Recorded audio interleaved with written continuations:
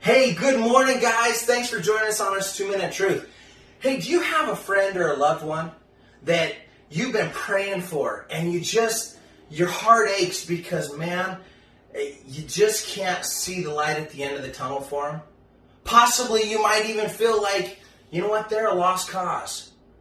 And you're worn out in trying to reach them. You know, Paul could have been perceived as a lost cause as well. Acts chapter 9 says, Then Saul, still breathing threats and murder against the disciples of the Lord, went to the high priest and asked for letters from him to the synagogues of Damascus, so that if he found any who were of the way, whether man or woman, he might bring them bound to Jerusalem. You see, Paul was such a religious zealot against those who would follow Christ that he would murder, he would round them up by the handful and haul him to jail.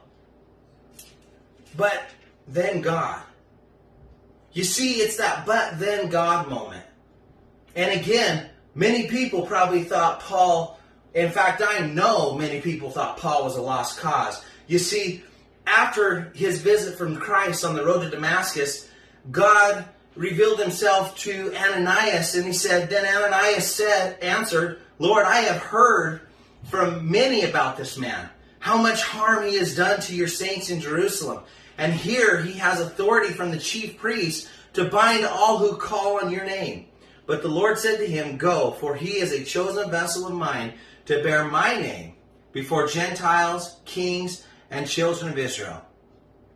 It goes on to say in verse 20, immediately, speaking of Paul, immediately he preached the Christ in synagogues that he is the Son of God. Then all who heard were amazed and said, Is this not he who destroys those who called on his name in Jerusalem? And he has come here for the purpose that he might bring them bound to the chief priests. But Saul increased all the more in strength and confounded the Jews who dwelt in Damascus, proving that this Jesus is the Christ. You see, it takes a lost cause to make a big impact. Paul was a lost cause, but God. And man, was Paul not a we see his epistles in here. We love Paul. And wow, has God used him. All this to say, guys, again, if you have that loved one, if you have that family member, if you have that friend that maybe it's been years you've been praying for him, continue to pray. Keep it up. Because, guys, when it comes to God, nobody is a lost cause. And if he can change Paul's heart, he can change your loved one's heart as well. Love you guys, and we will see you next time.